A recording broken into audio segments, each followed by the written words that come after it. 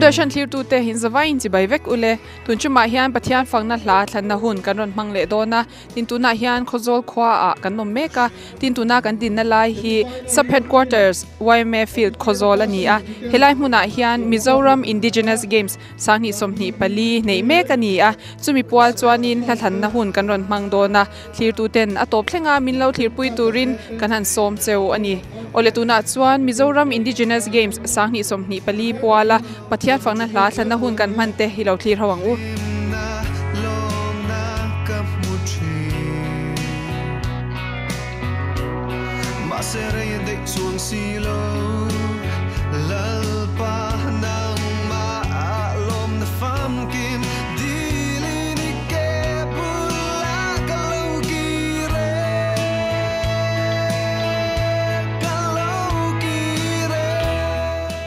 ole tuna hei katnunga thu te hian in hla an ron thlang dona chumi ma chuanin an ma ni hian an hming te le an ni na te kha soi mai sela change heta chak ke hilal thamani ralte kania CR editor kane e o ani hi kan media partner ani bokani kelal zika kania Khawzawl district MOP president kani e Lerin thangi kani a Khawzawl sub headquarter MHEP president kani e inni na te shol hlom le mai atro zona tam tak po kha zo cha gom biao nangin zona kan hanin zo lutuk lo mai anga ti chon hei voina infiam na he indigenous games in mudan shim shim te khaminan shirula helama chang hian chanang a hlok thlak hi katilutuka ke mani mizo kan culture tinu nan zel hian kumtin hian mo azing thei ang bera hetiang hun buat sai hi thalai te tan ai dom kati khop mai hetiang ang buat sai thei hi alom om leng ka ria in fiam khrim khrim hi mizo ni phung ani a chuwang chon mizo ni phung tun ma mi te tuna kan khiat to manglo tam tak inron tile te hi a ro pui kan ti a ten in thian that na in fiam na tang in thian ten sar the alom om khoping ka ria mi nang ngi mudan shim shim a ro pui ka ti a chuan hei man lai abikin mei cha te phei chu in koi ba dan te po thiam mang to lo te then khatan oma he kan han in zir thar le a hlok tha khop mai a engkim he hlok tha ka a zong chang ta khopin kan sha ome ole ti chuan boina hian hei in fiam na hun hlimom ta kan man pa in hla thlan na hun te kan han manga kan pile kan pu te hian in hla han thlang se kan tia Pathian Fakna hla thlan na hun ani angin o an zawai ai o hian ka pu hian in han thlang mai sela changa phulo mangai na sinot mission khwerenan sak kha kha kan han thanga nge aro pui e maya phulo mangai na hanti hianin a khil ngal ringot maya kan phulo mangai na kan lo nei na heng te han ngai tua hian he la hian a phok chuak le kan ria kha kha kan han than chan ani e o ngai thatur hian Mizoram munhang thanga MOP Mizoram upapol member zong zong te kha hemi hla lo ngai thatur hian kan duani e ame Mizoram hun sang sanga ka member pui MJA member pui zong zong ten lo ngai thla se katiatin Thai Association hun sang Mizoram puma kan homa chung te po chuan lo ngai thla se he la thu mang hian Pathian mangai na hi lo dong thu se du sak na kala ni Mizoram hun sang sanga ka MHEP member pui te lo ngai thla ka tan kan thlan sak nge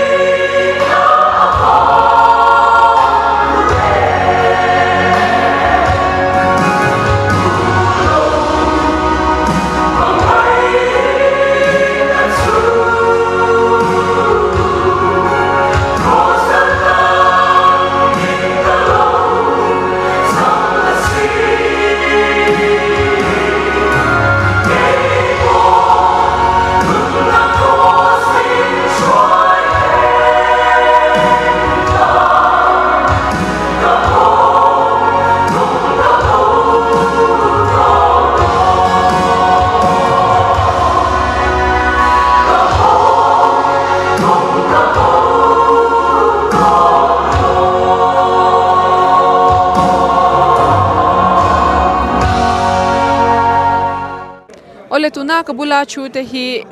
Mizoram Indigenous Games Association shoi tu te anni a anni hian an ming te le an branch te kha soi mai ta sela change o ke hi phairu siama kania Khawzawl din tharvenga ka oma chuan mega sub headquarter Khawzawl district ka hian senior vice president nilai kani e o ka ming chu roaming liana ania Khawzawl dang on venga kania miga Khawzawl sub headquarter a hian president nilai kani e ti chuan hei voina hianin hun chatak mai kan han manga enge voina kan ti khatlang puin minan shila nya hei voinia in ti limna dum tak mai kan ne ya alom khom mai ya inside sui po te kan tia in suknor te kan ti buka ten me selam ta na in koi ba te kan han ti buka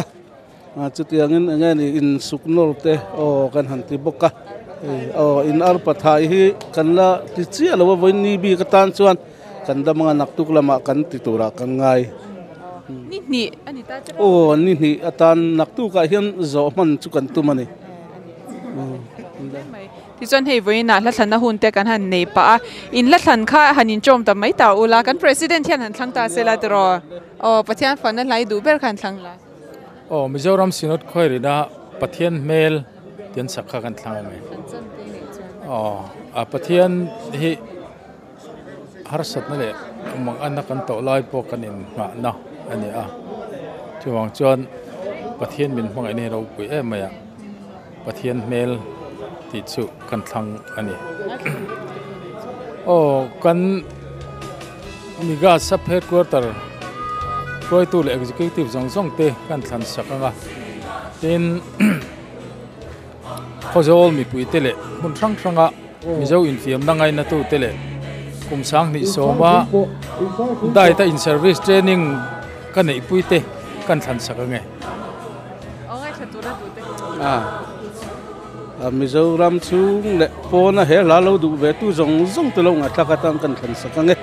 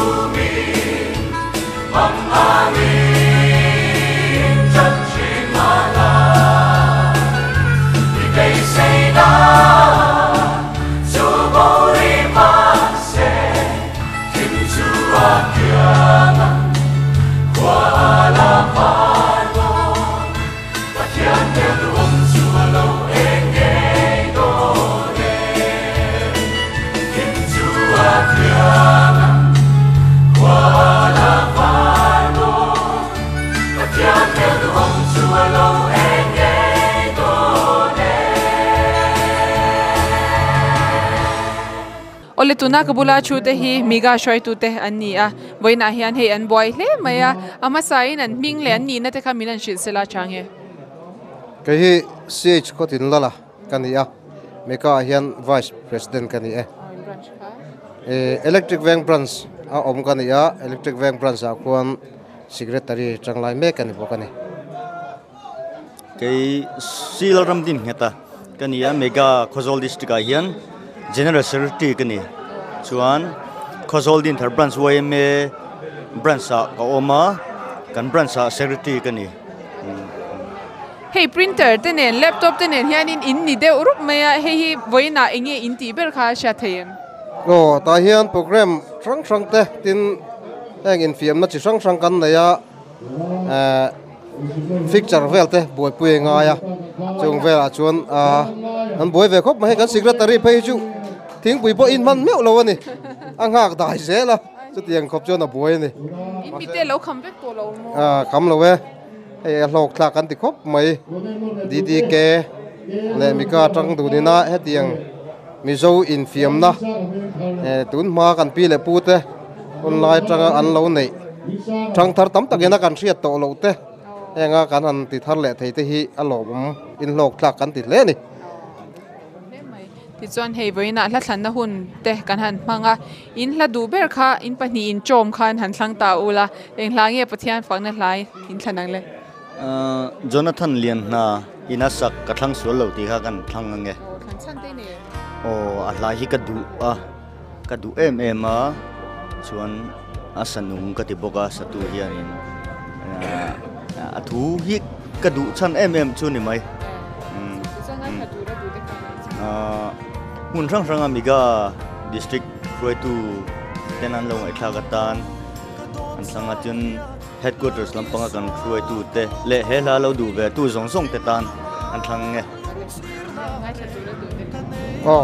soi turin tam khop maya Mizoram chung le pona eng mizo in fiam na ngai nam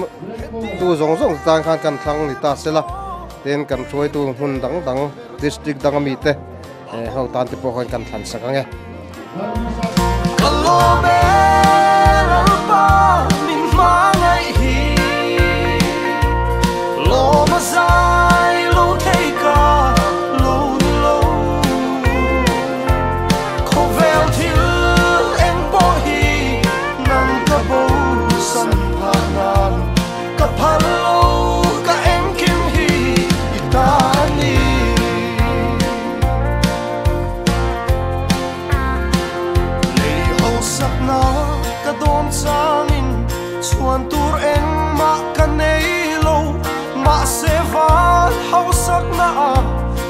Kanisi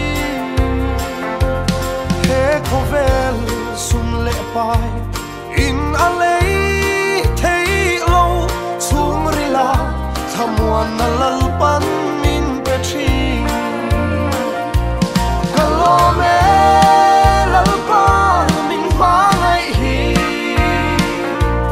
lo ma sai lo thei ka lo di lo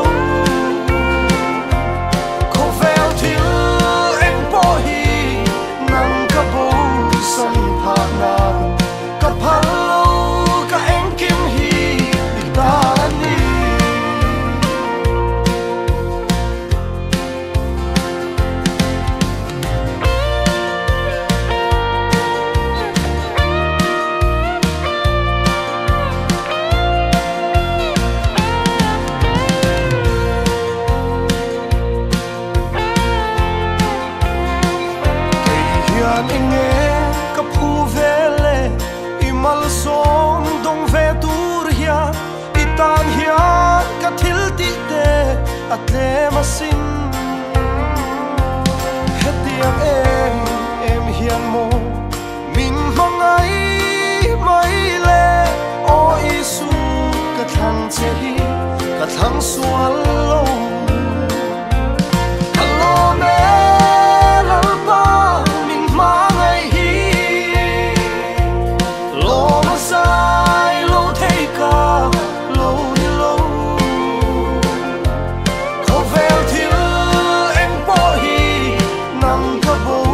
san pha nan ka phang lo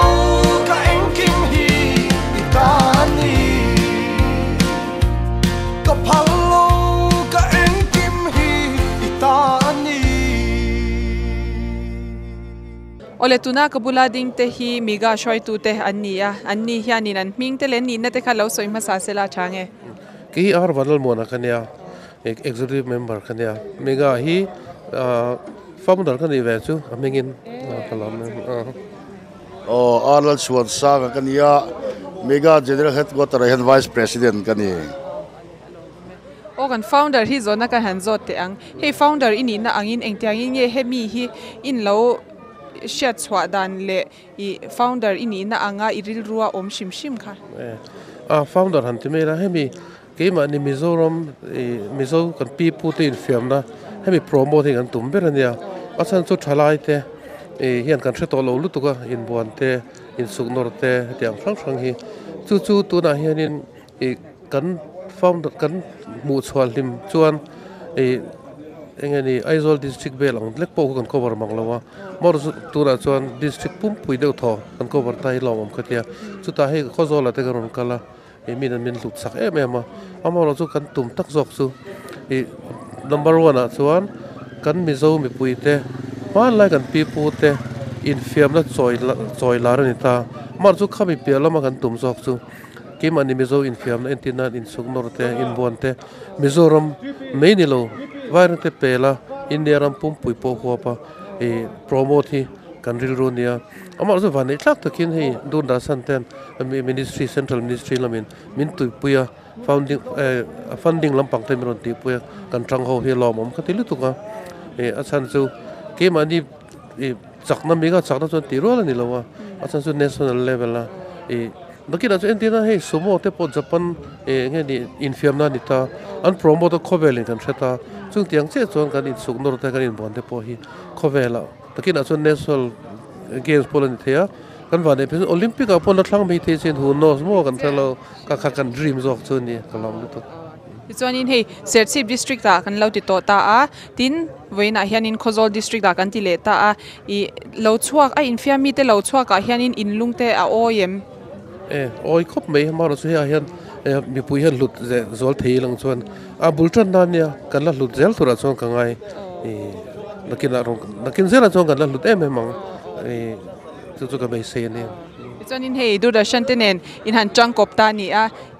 tuna district nia in lo ti ta a Mizoram district pumati in tuma hi a hlotlin chho in ringem tuna in hudana chang hianin khovel huap chuanin mi nan lo shat larin in ringem be sem tura chuan le kan han ti chho zelanga be sina chu oma ke ni ang chau ne lovin DDK te na kan tho ta ka chuan anin publicity laman an tianga tuna te po hian in central lam premier on zone zeu to in buan dan te isoknor dan te hi enge adan le dun te enge ni te ten tia athan chu man ruwa itlom si dan tamlu tuk si lo mi puila te en mei po kan thret thiam thiang hi promote chak om le zwalin kan ria chu ni in tumang takin lo hlodling se ti hi kan du sakna cheu ani a ti chon hei vo ina hun chatak mai la thlanna hun te kan han mang pa la ka han thlang ei ula kan ti sia in la du ber kha in pani ayo in han thlang ta la tro nang polwar sinte ti bongkon pasar bil zale poila an sakamoi le maya than chan pon soila thome ke ni misual thiboral mai turte kan han cross cult langa pathian khoina sanama kan changhelo bome maya he khovel kan lungai thina kan mangang thil kan room thina ni amar je pathian khoina amal somna achan nam kan chana wangin ke misual te hi ponwar sin din mun kan ding do ni annen kan cheng do ni ti te he la yen min ria 30 ra he lo om le kan ria mi tuit la lo hit ka ngai ta thei mang lo wa chu wan chon he lai min ne maya he chu he la hi kalwe ba bai kron thangani lo puile mai ti chuan ngai thatura du te khan soi ngai thatura ka du chu abong kai ko ren babalai pola te ka in mangwe asatu te mai ba ka asatu bongon pastor bial zai pol te mai ba ka bongkon ko ren babalai pol te bongon simve ko ren babalai pol te le ram puma ka babalai pol puite he lo ngai tha sela he lawang hian nun idling le te lo nei pha vezel sela ama in ngam na te ama rin ngam na te ama zidu tak tak da thilung te nezel tuin he lai dan thilung an ha tok se ti kha kan san san kani ome ti chuan kha kan founder khanin enge muza te lo soi to a khami a soi ba ka han soi chak reute i nei cha han soi hei kalan tia voina te po serchip lama te po kalan nei to a amaro chu mizo ti thinlunga hian mizo thil ngai san lu to lo na hi alo lian to em maya mizo te hi en ka di te renge ni kan hren awa thil dang ngai san na nam dang ngai san te hi kalan nei wi awa amaro chu hi a thalo ti in kan throi to ma sa ten mizo in fian choi nu na nga ye ti in bulan tana he lo he kan sia a kan thalai mizo in fiam na akal phung le di dan po khelo te na han in fiam so nok nok ania heng tang hian he mizo in fiam na indigenous games si kan promote so zel don ani he lo kan ti a mizo de thinlunga la sa te ge hian kuwa rawa ngen ni le na so te kan ringa chu kan lob la pon ni a ke mani mizo thil nge in fiam na zo father fiat mai bak ni lovin khawzawl danga khawzawl lelama mi te lo fiat zel thei tura han choi lari poi mo em mai kan kum pon ni a hi e do da sam te den kun tha kalam ne ya a do da san a ho tu lian te lang ni te po theng poin hetiang program dum tak mai siam te hi a lo ka te mai chu ani de mai ke ti chuan ngai thla du te khan soi ve kan du hai dang khop be i not is o is dong dara pabalai khop pi thora kal tum zong zong le tan pokan than ke thong kun thabin te kan lom lu to ke ni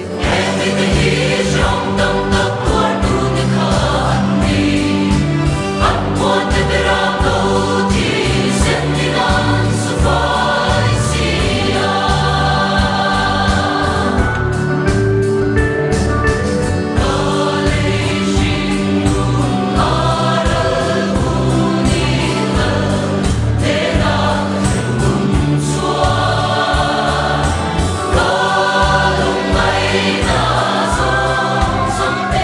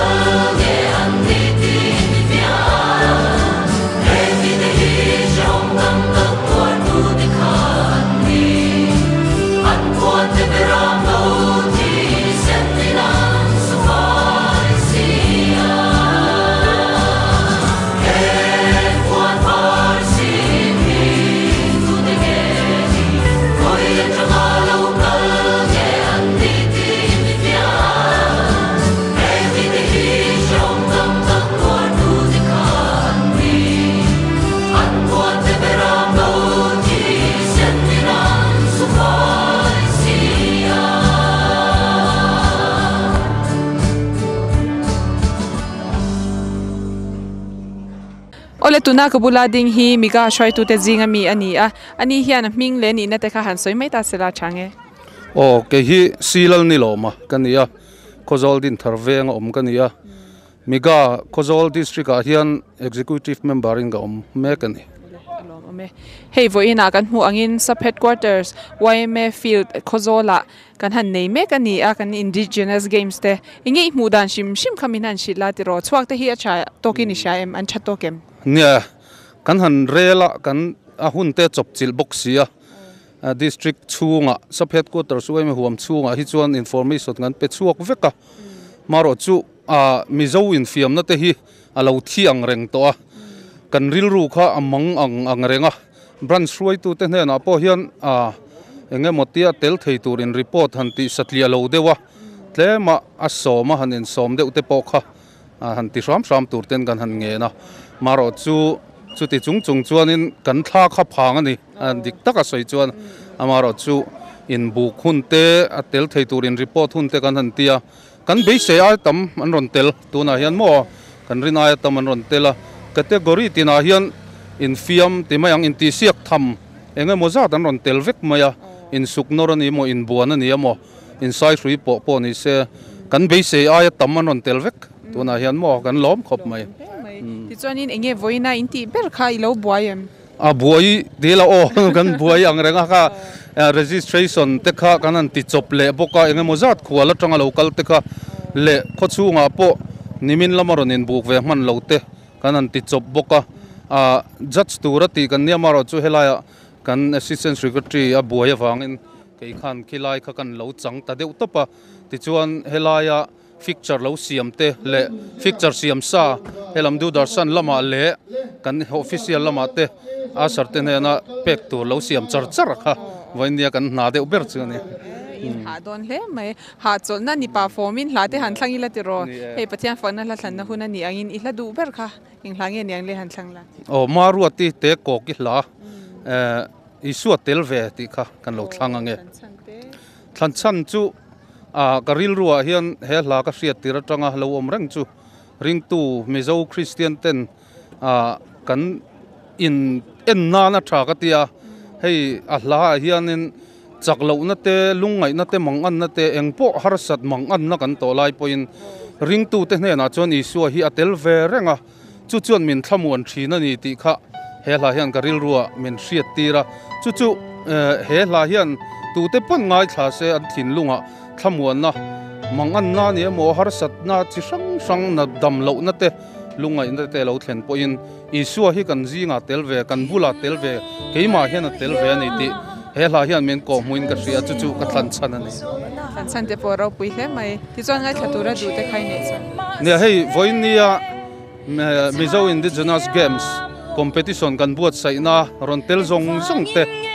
sub headquarters YMA ani mo branch YMA ni mo le in fiam mi local zong te lo ngai thla ka tan kan thlang du atin mun sanga kan thin rual te le thian tra te lo ngai thla ka tan te le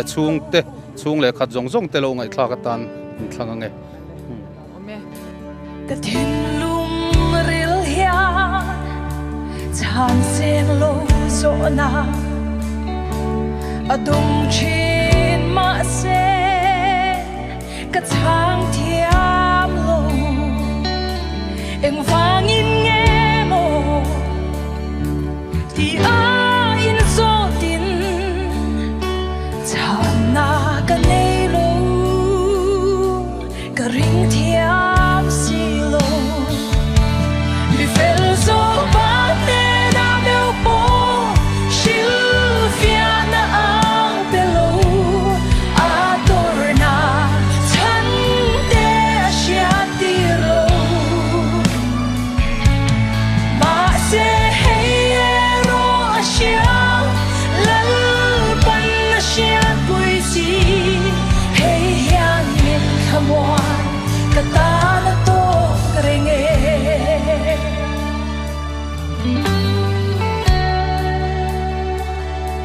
zir dir te ho kha galili dila longa chuan pui thi pui lo tle an hay lo hey thì na na ye ma se an zinga i swa del ve me fel so pa te na meu po shil fiana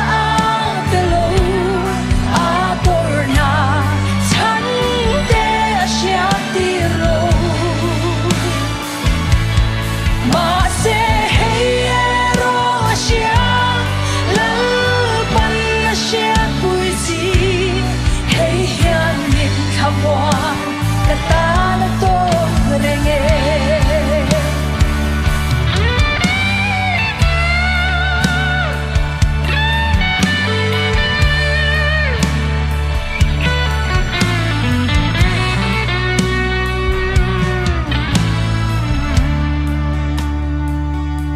min bom tu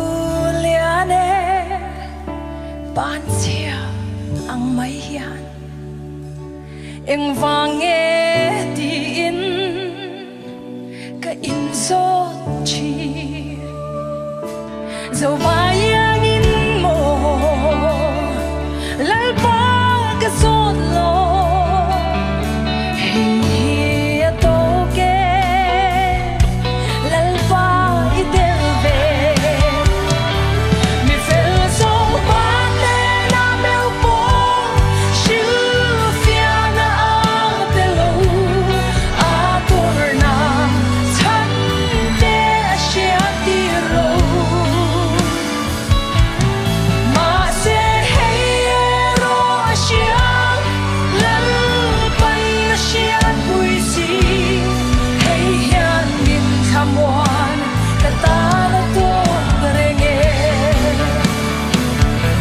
mi fel so pa te na meu po shil fiana de lo a torna chan te sha ti ro ma se hey ro sha lal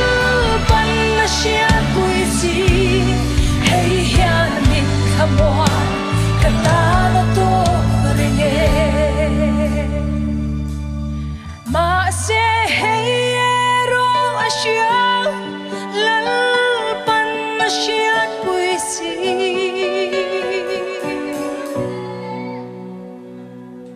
hey hian min khamwan ka ta na to renge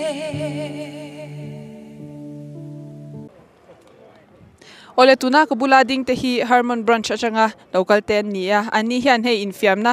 zinga antelem chu ka shelawa han introduce meita selan mani hian an ming le in branch te kha o tel kan mani harmon branch atang hianin kan una pa ramngaya atel ve a tuna hianin ala che tha ber pola atang ve hlova kan lom hle ni chuan ke hi nal choi chunga kania kapul chemi hi lal mai sanga ani pi ber mi khala ro lua ani zon vo in hei in hun man te a lok thlak in ti em lok thlak khop mai aman la mu nom bok lo chan deu bik te kha in nei anga harmon branch achangin mi engzan nge chuak in sha em mi panga ver niang fe thai china ma ye in thok chuak chale mai nanga nomi ti em anuwa ngati khop mai a lok thak kan ti nak tuk lama po kanin huleang ni nak tuk lama hian a thei ram chon ron troi om kan tum a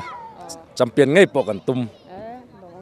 champion ngai tur po in du sangna kan hlan hal chewa ti chon hei voina pathian fangna hla thlan na hun te kan han manga in hla du ber kha han in chom ta mai ta ulain hla ngai thanang le zorema lalpa tha ti ha kan thang nge thlan chan te ngai thla tur du than lawe than chan jut a lai thre ma moi boka zoremi ka du ma wang chu ni ngai thla tur du te kha bun sang sanga ka chung te le voina rongkal zong zong te le thian tha te hau hai lo ngai thla ka tan ron thlang ani ngai thla tur du te kha vonia helai hun lo mang zong zong te le khawzawl mi pui zong zong le alo thir tu lo bu pha zong zong te tan le min kom tu nge ni lo chelo tak tan po kan thang se uluk te in kalo ngai thadon nya chuan ngai thadon ngai thatu ra ka du ta chu harmon runs oi metan kan thlang ma saber nga ma sain chuan official duty te zong tan le zoram mi pui te tan hinlung le te tak zet an lo ngai thak thei nan karon than sak boke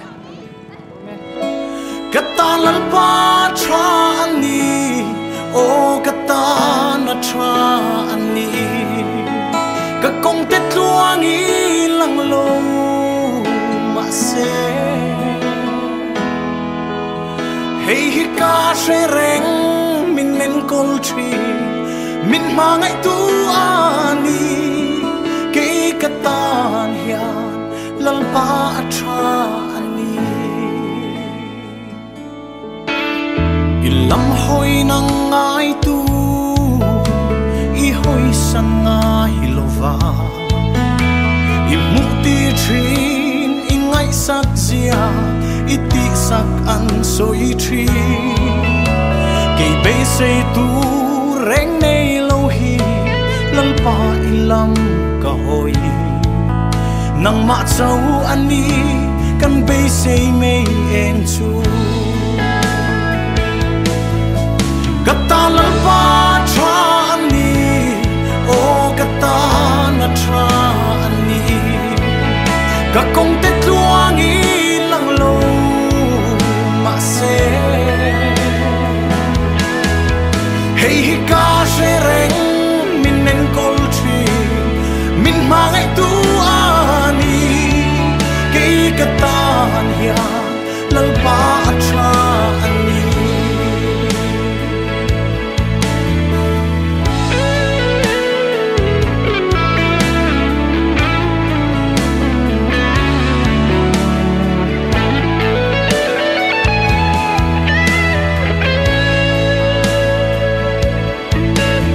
nang malam trăng tu te chan him lo ang ma se sadra ka te i mu dir kha i chen chil na an chang ke bolal pa hey ka du ber i ke bula hi chu chu lu hianin ke zong ka ring trine kata lalpa tra ani o kata na tra ani ka kong te tluangi lang lo ma se hey hi ka shereng min nen kol tri min mangai tu ani ke kata ya lalpa tra ani kata lalpa tra ani o kata na tra ani ka kong te tluangi lang lo ma se hey hi ka shereng min nen kol tri min mangai tu ani ke kata ya lalpa tra ani hey hi ka shereng min nen kol tri min mangai tu ani ke katan hian lalpa atra ani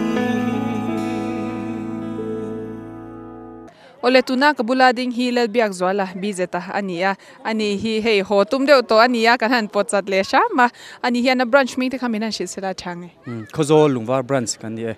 lungwar branch changi dun chuma hianin telino mem tun tum hi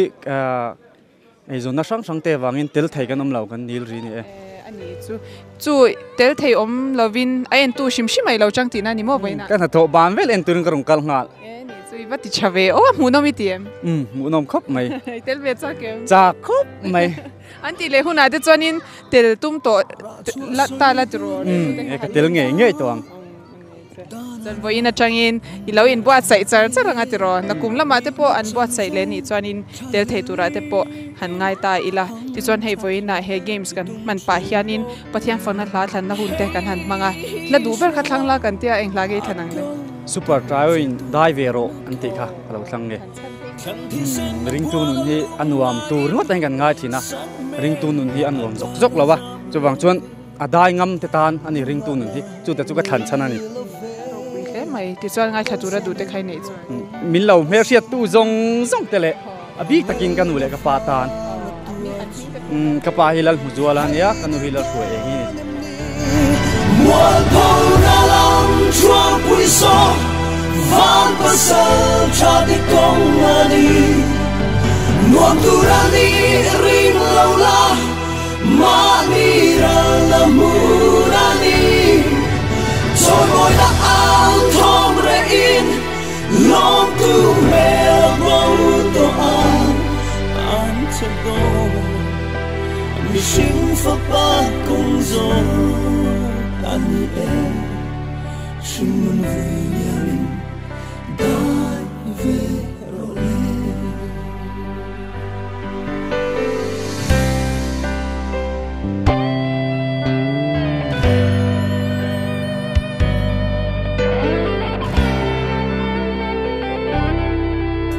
Ante dom o Calvary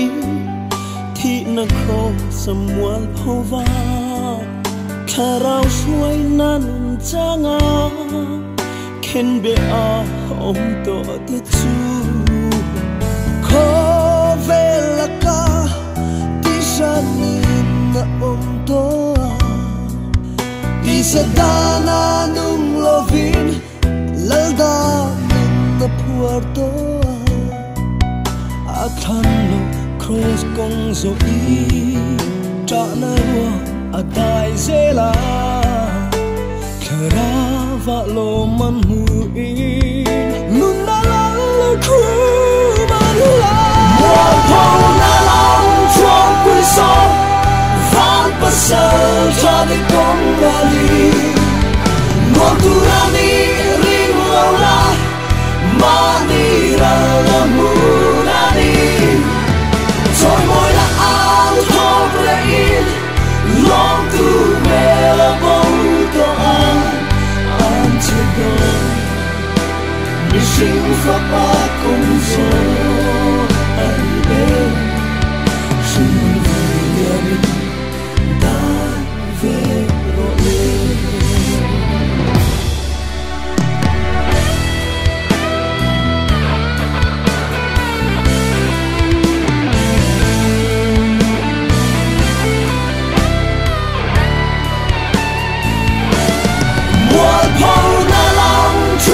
so van pasal jadi kembali moturani ring laula manira la murani soy moi la al tobrein long tu mela boto an to go missing for pa kung so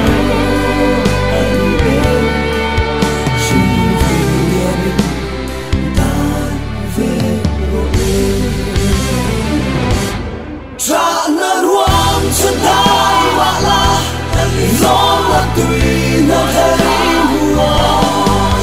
Tilda ka cross puselin Yam sin lam mi banzela Tona leng bay say laula Ramla tula alam siya Kisena Rong bol tura chanda Kamile Christian Shalaite lo vino ante do mission fa pa kung zo ani e shin nun ve yamin da ve ro e ole tuna kabula ding te hi Mizoram Indigenous Games Khawzawl district nei ta ka kan judge te anni a ani hian in hla anon thlang do na chumi ma chuanin ming le anni na te kha han soi mai ta sela thange ke hi h1 lira kania mega Khawzawl district a hian treasurer kani ke hi chinzadowa kani a lungvar branch uaime vice president kani a judge tura som kani ome voin in fiamna te engtiang in ye kan mu dan shim khamen han shilla ya me thapo kan lo mu phak ngai lo thil de bania tak han mu chen mu nom khop mai ga ria women ti se ka te chuan a section west hena lem deu hi chong kan han tia mar sa tak mu hi chona da dang khop mai mu nom khop mai just po tha thokating ga ria o la thlan lama han lu tai la hei Pathian Fakna hla thlan na hun ani angin in hla du ber kha han thlang ta ula en hlange nyang le a soral tiang tlanga cross lun tak chu ading ti laldu saki sakha thlan ka du o thlan chan te nei chuan o thlan chan a chuan a soral tiang tlanga cross lun tak adinga chu cross chu athar lam lo a cross hlui deuh mai ania amaro chu cross hlui a chu kan tan eng tik lai pon a thar renga ni tin kum tin chu cross tel lo chuan kan dam thei lo kan dam na kan nun na ni a i suan min tlan na tan cross a thi thlengin a tuara chu mi zara dama tun thlenga nung damala kan ni a chu cross tel lo chuan khovela hian nun ngai na omin ka hrelo chu wang chuan good friday te alo nai bok nen ka ril ruwa chu cross lun tak mai chu a lian em mai a chu kan thlan chan ani e mai ti chuan ngai thlatura du te khai nei chuan nia ngai thlatura kan du te chu hei helai voina in fiam na tel ho te tel lo ngai thla sela ka duatin a kan chung kwa e lungwar venga kan ni a kan mamo em mai cross thu kan mamo in ka hria kan chung kwa hian kan chung kwa u le nau ten lo ngai thla se ka duatin e kanu te kanau te ho ngai zola an oma an ni pon lo ngai thla sela tin niu champhai lama te po ka u le nau ten oma an ni pon lo ngai thla sela tin Mizoram chung le pona cross thu awanga mit tuitla cross thu awanga nunga in hriele pathian khongai na dong tu te zong zong hian lo ngai thla se ka du ani ne hela he ngai thatura du kan nei ve no la kai po a begin mun ranga kan ko san ho fundamental baptist ko san ho lo en tu zong zong te tan kan than sakanga chu mai ba ka kan chung kwa le helai mun kan chung kwa le ai zol ma kan chung kwa le mun ranga kan chung kwa te tan kan than sakanga o to cross coveni musit le endong su gay kalung like why to ania zum pathian beram no van ro pui kalsari